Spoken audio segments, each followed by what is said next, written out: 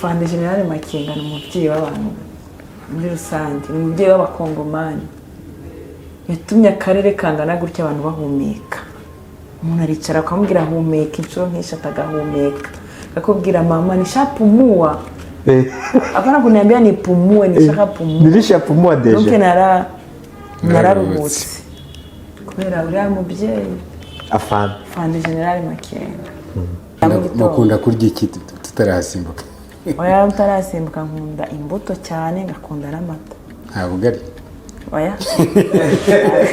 Kuko ntago amasaha ndasimbuka ntago nashobora ibiryo. Bizwi ko abakongomani bakunda ubugari muri rusange, urebe muri rusange ubugari n'inyama, ngo narangize ngo namwe muri aho ngaho. Oya kabugari wenda nakarya nimugoroba, ariko mu gitondo reka. Nshuti mukunzi w'Urugwiro Online TV, nizere kumeze neza. Nguhaye ikaze mu kiganiro cyacu cy'uyu munsi. Uyu munsi twerekeje mu mujyi wa Goma. Tujye kugirana ikiganiro na burugumesitiri wa komine ya Goma. Turaganira ku bintu bitandukanye bijyanye n'umutekano muri Goma, ku buzima bwe muri rusange, ndetse n'amasaha y'akazi uko abyitwaramo. Tubane mu kiganiro twaguteguriye uyu munsi. Amazina nitwa Mukadisi Hélène. Imirimo nkora ndi madame burugumesitiri wa komine de Goma muri uyu mujyi wa Goma.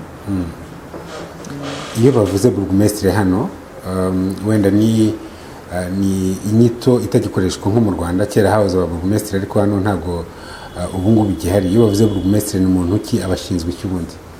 Tugereranyije wenda n'ibihugu cyangwa se by'abangorofone cyangwa se maze kugira amajya iterambere rigeze kure, babita ba meya.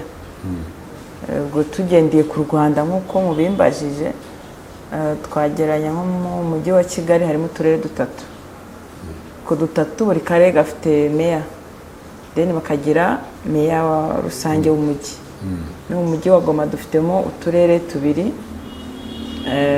dufite ba burugumesitiri babiri, hariho ba meya babiri, ariko tukagira undi meya mukuru sasa w'umujyi. Ubwo rero twe ahangaha muri Kongo burugumesitiri ni inzego z'ibanze, twegera abaturage. Ngo nyuma ya quartier hajyaho burugumesitiri, nyuma ya burugumesitiri hakajyaho maire de la ville, meya mukuru, then hakajyaho guverineri. Quartier ubwo ni nk'umurenge, ni nk'akagari? Quartier rero buriya tugendeye kuri ibyo byangora. Quartier yacu igira, hari igihe usanga umuntu afite 2020 by'abaturage. Yego. Afite 2050 by'abaturage. Afite 200 by'abaturage, ari quartier imwe. Ubwo rukumva twabigeranya n'iki? Nka komine ya Goma ifite quartier zingahe? Bambwiye quartier 7. Yego. Ubwo twabigeranya nk'umurenge cyangwa ubwo turi kuvuga gutyo kugira ngo abantu umurenge, kubera ko public yacu ari abanyarwanda benshi, ngo turi kuvuga kugira ngo tugereranye twumve imiyoborere ya hano uko imeze, uko inzego ziteye. Sinzi ngo mwambwira wenda nk'umurenge ufite abaturage bangahe? Biraterwa ibihumbi hagati ya hari bifite 20 na bingahe 30. Umurenge urumva ungana na quartier hano. Quartier, okay. Yego. Quartier hano bisumba n'umurenge. Yego. Kubera ko ari mu mujyi hatuye abantu benshi. Yego. Mwatangiye kuyobora hano iyi komine ryari?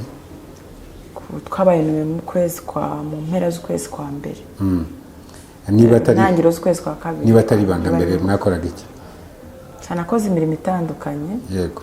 Nakoze imirimo y'ubuvuzi, nakoze imirimo y'ubucuruzi, then naje kwinjira muri politiki. Ariko mu buzima busanzwe nakoze imirimo itandukanye muri uyu mujyi wa Goma. Namaze imyaka irenga 15 nabaga ahangaha. Hirya mwumvaga ngo intambara risha abantu bahunze, bari kwihohotera abantu, hakogiye nabaga muri uyu mujyi. Ibyo byose nahuraga nabyo, naho byakorwaga mpari. Ubwo rero urumva imyaka irenga, niho nigiye secondaire na kaminuza muri uyu mujyi. Nyuma yaho nza kuba umuganga, koraga muri laboratoire ibyo nize. Then nyuma nkora njya kwikorera sasa, nkora imirimo itandukanye. Muri mujyi babyita ubujwakari, kuba wakora iyi ugakora iyi.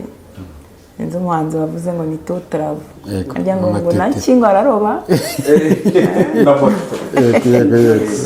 King James. Ugereranyije n'imirimo mwakoze ubu uyu muri gukora ugoye gute? Mwavuga ko ari ugoye, mwavuga ko ari woroshye, mwayigereranya gute? oya uyu ndi gukora ni umurimo ugoye, abantu wayobora abaturage bagera mu 500 ni umurimo utoroshye, ari n'ibihugu bigira abaturage bangana gutyo. So kuyobora umuturage ukora bya bindi byose wakoraga n'ibindi bitandukanye ntabwo ari umurimo woroshye, so bisaba gusa discipline, gutega amatwi, ugakoresha imbaraga nyinshi no gutekereza cyane. Ariko ni umurimo urimo akantu ndavuga ni umurimo urimo akantu ndavuga amafaranga. Administration ntabwo wavuga ngo buriya ntabwo umuntu uba muri administration cyangwa muri politiki agiramo wavuga ngo agira amafaranga, bagira amafaranga nk'umucuruzi. Ntabwo abacuruzi ubundi nibo baba bagize igihugu cyangwa se uturere. Ni gutyo twabigereranya. Yego. Ikindi wenda uvuze ngo amafaranga twebwe nka FCM 23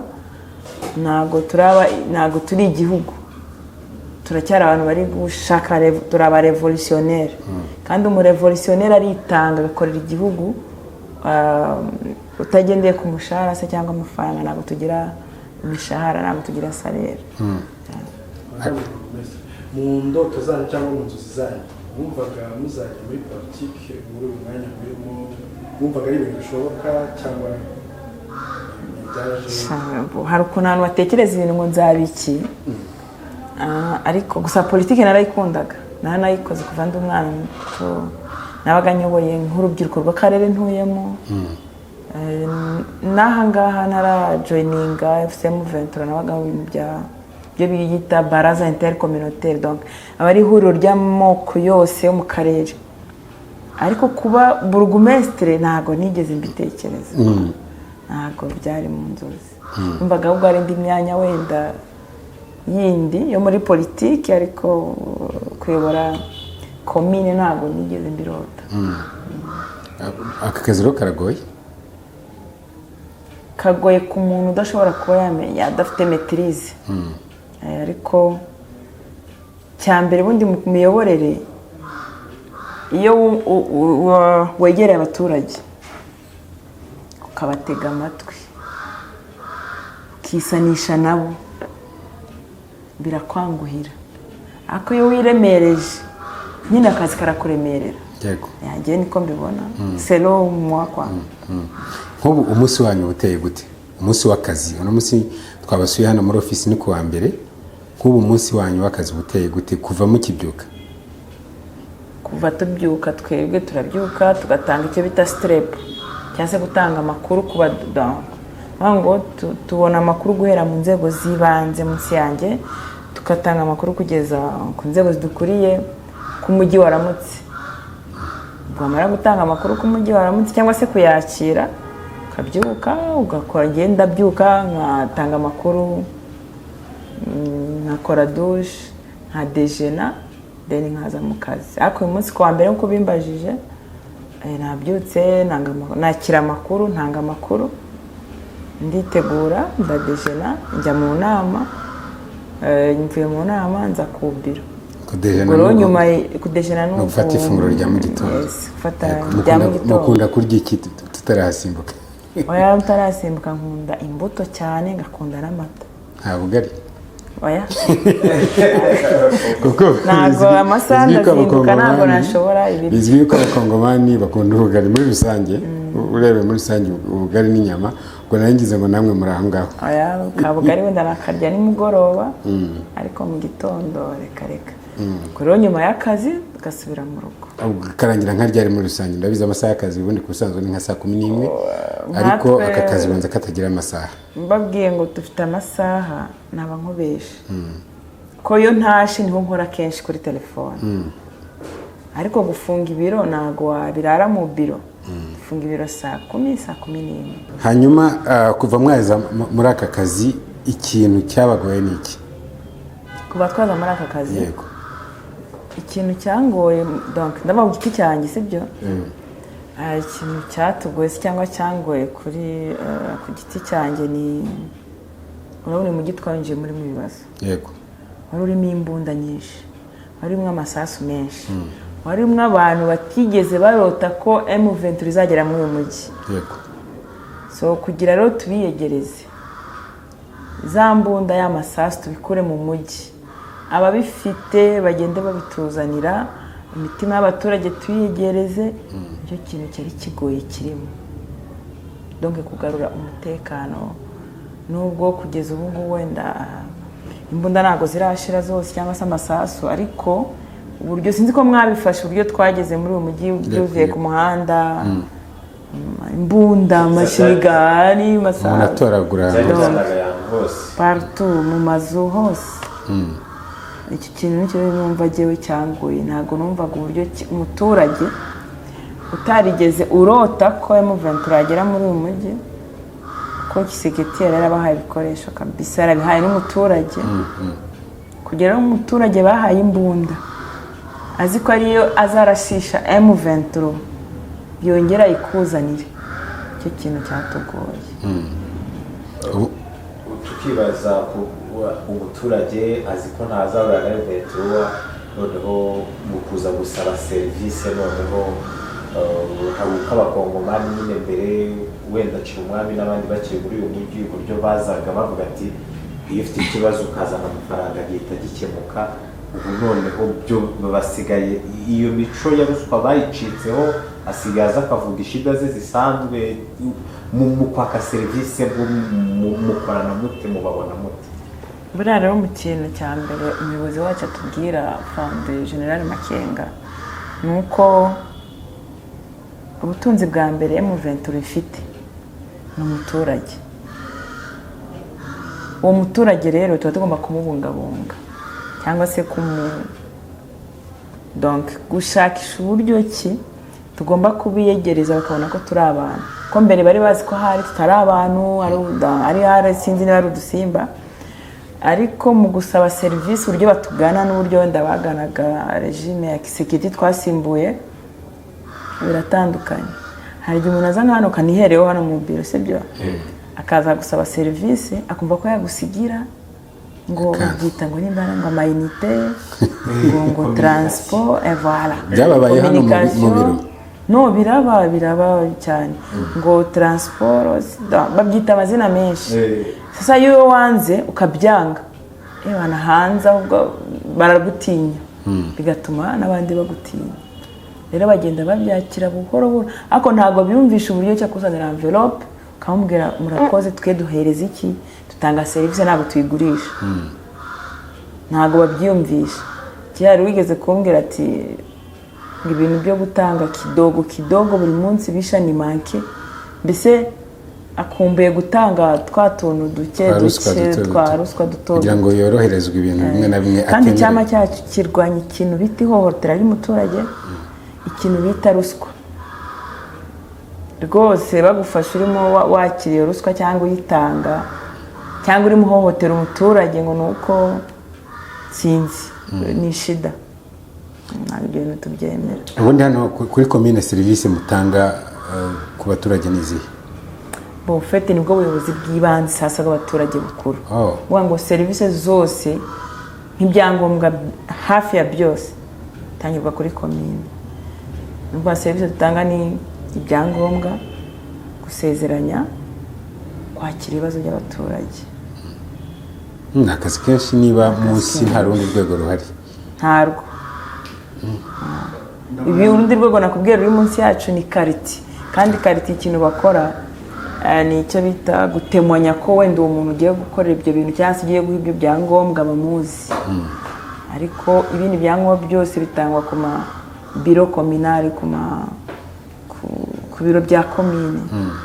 Wenda dusubiye inyuma gato, uyu mujyi ugifatwa hari ukuntu abashefu de quartier na shefu d'aveni twasangaga bari gukusanya imbunda. Izo mbunda zaba zaravuye mu makaritsiye no mu mave? Nibyo nakubwiye ngo mu kintu cyatugoye ni ukwigarurira imitima y'abaturage n'abari abashefu de quartier.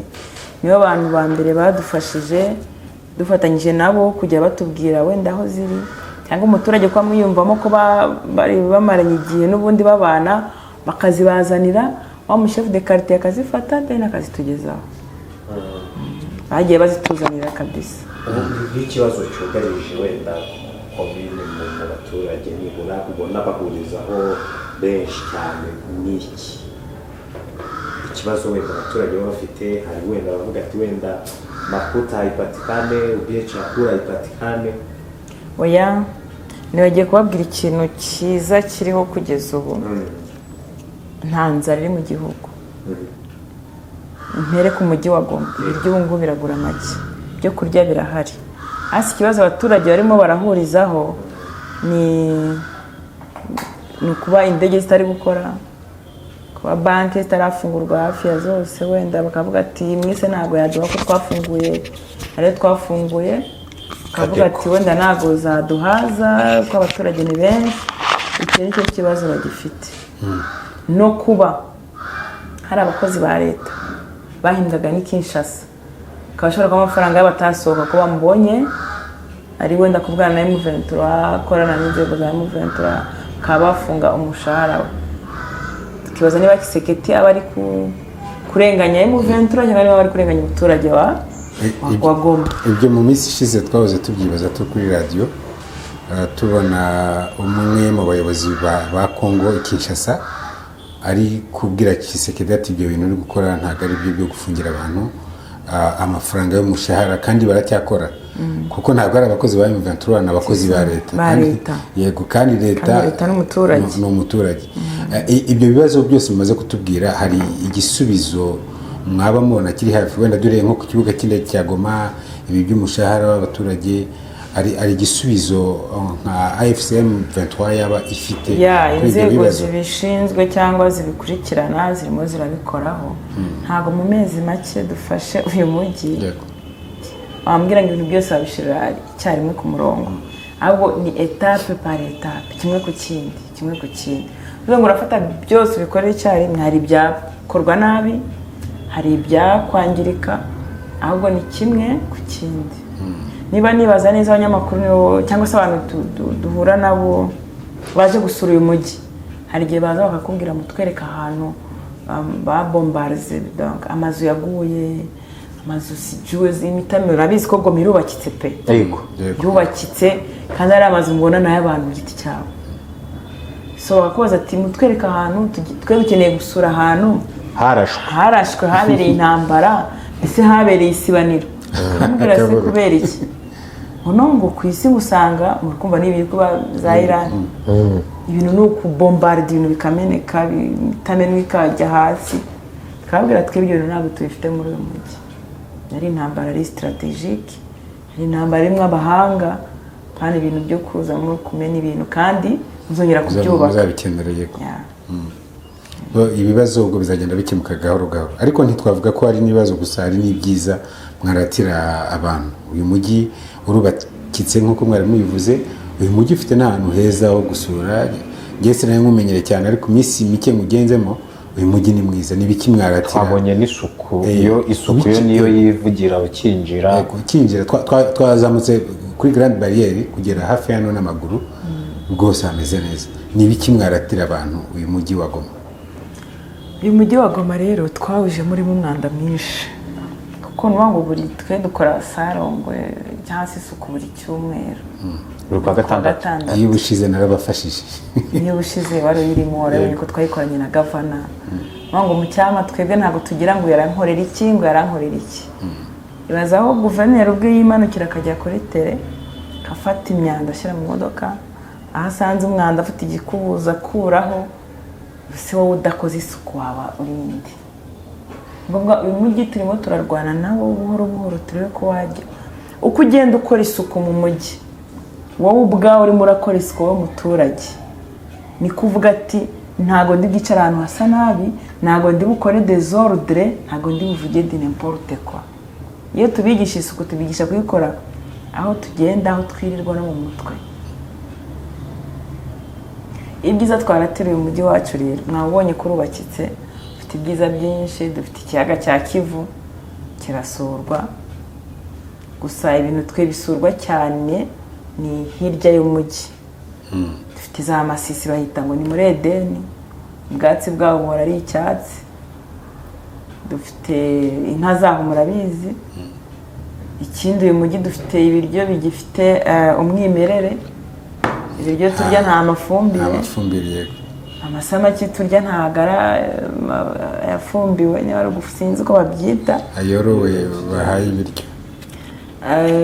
Donc tunywa amata y'inka zirya umucaca, tukarya foromaje zivuye i Masisi, tukarya ibirayi bihinzwe, tukarya ibishyimbo bivuye urucuro mu butaka budafumbiwe. Niyo ngo tubyiza dufite kandi bitunze umuntu birenze ni ibiryo by'umwimerere. No gusura amazu y'imitamerwa, dufite amahoteli meza, inyenyeri 5, dufite za Serena inyenyeri 5, Intusi inyenyeri 4, tukagira ni menshi ibintu byinshi cyane.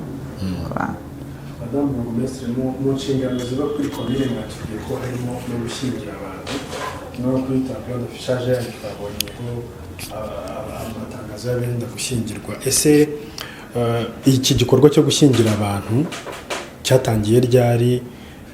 Mubona abantu nyuma y'uko wenda uyu mujyi uvuye mu ntambara baratangiye kongera kwisuganya bashaka gushinga ingo? Rero ikintu cyo gushyingirwa naje gusanga no mu ntambara no mu masasu bashakana. Kubera ko niyo umuntu afite fiance abona intambara ibaye akamutwara atitaye ngo tuzakora ubukwe, nta cyabuze umuntu wenda gushaka kuzana umugore we. Njye ndibuka amakwe ya mbere nashingiye ahangaha twagiraga n'ubukwe 10 ku munsi. No kuri tableau d'affichage nabonye hariho ubukwe bwinshi. Kabona kuri date imwe dufite amakwe menshi. Amakwe twashingiye menshi nasanze ni yandi bari barandikishije, noneho bagategereza intambara ziraba nyine bakabura ubuyobozi. Kimara kuba none ikintu cya mbere bambajije, ubukwe burakomeza. Nicyo kintu bambajije cyane. Urumva ntabwo imirimo yose muzi yakoba kuri komine irakomeza, kandi kuko niko byagenze kugeza ubu. Ku munsi dusezeranya abantu 15. Hari icyo bita mariage za déplacement, kugusanga aho ushaka tukagusezeranya. Ariko ibyo birishyurirwa? Birishyurirwa, n'ibindi byose birishyurirwa. Nka mariage umuntu yishyura ngahe? Biterwa. Biterwa n'iyariyo. Okay.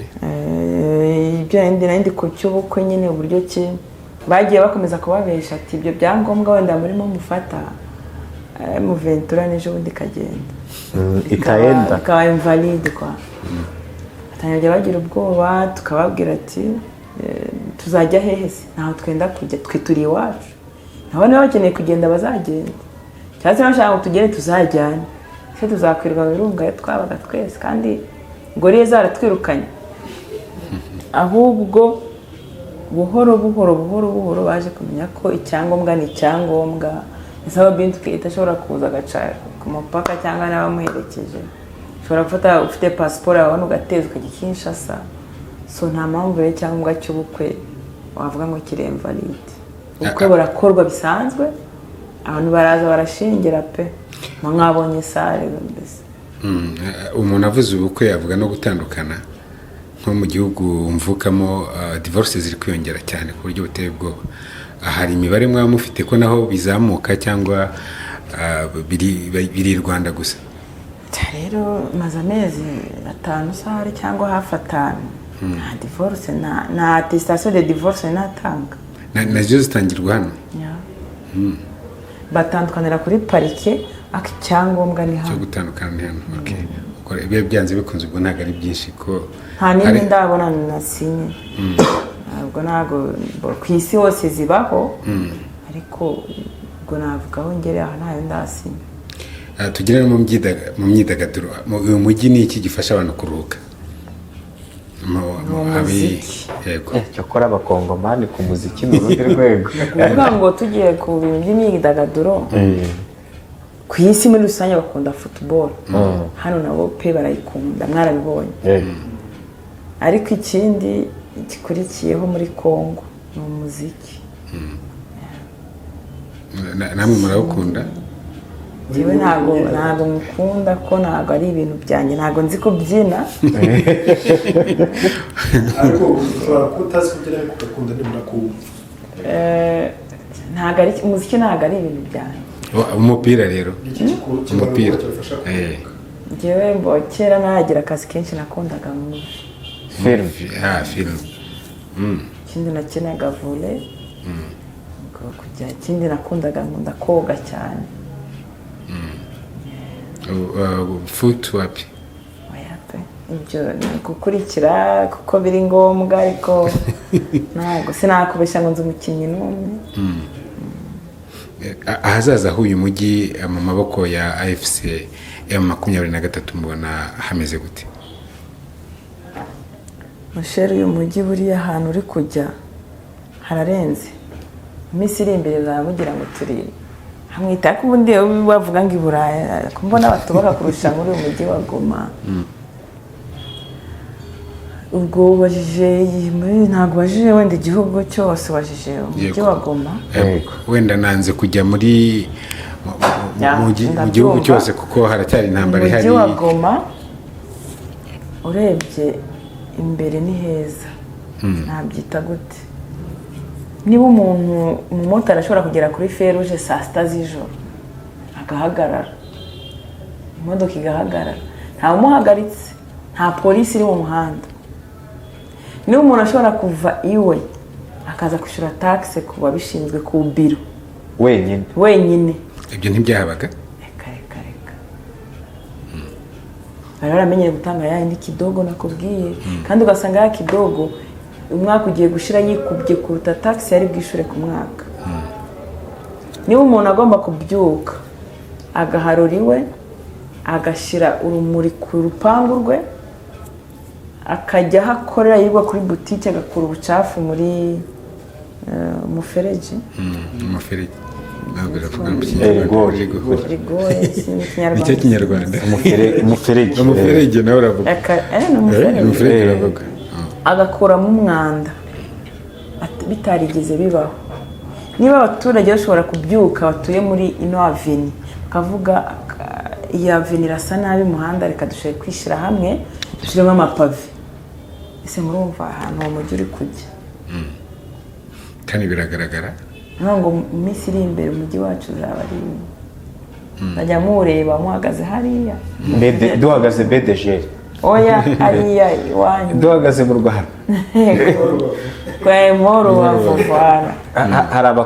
hari abakongomani twaganiye turi mu muganda, bakatubwira ngo mbere iyo bazaga nko mu Rwanda baturutse mu birere bakagira nka petite, batangiraga guhumeka umwuka mwiza bagasa nkaho bavuye ikuzimu, ariko bakavuga ngo noneho ngo wa mwuka mwiza wabaga mu Rwanda wageze i Goma.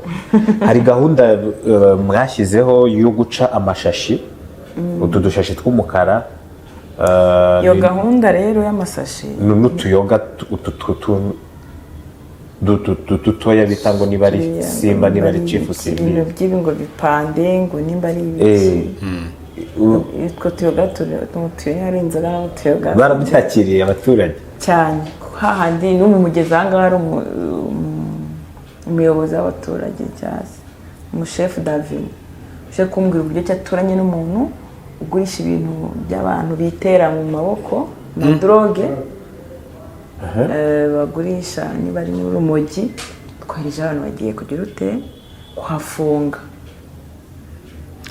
Ngo niho ikintu kidufasha ni abaturage baje kuduha amakuru, cyangwa se ababayobora bari bakatwita aba cadre de base mu bitanga iki, donc ba nyumba kumi ba mudugudu mudugudu ari ba chef de quartier, twe tugira benshi. So akaza kubikwibwirira ni kikwereka ko mobilisation cyangwa sensibilisation igeze kure. Ko tuntu two tuyoga ntabwo tudushaka. Umuntu ugurisha ibyo bimogi twifashe turabitwika. Nge mwaje mbona ama video nagiye mba ndi mu ndabitwika byinshi. No kujya mutubwira tukaza tukabyereka abaturage ibyo bintu by'amadroge mbese muri rusange. Ntabwo umva turabirwanya, hano tuzakeneye no kubyumva. Ibintu by'amasashe nabyo ni buhoro buhoro. Nimba igihugu kizima bakoresha amasashe, ntabwo waza today ngo yakureho, aho gukora iki urabasensibiliza. Tugenda tubigisha gake gake, bari kubyumva, bari kugura biriya bintu bishobora kubora amakarito byita degradable, amasashi nayo tugenda tuyaca buhoro buhoro n'utwo tuntu tw'utuyoga. Sinzi ikindi kintu wari ubajije.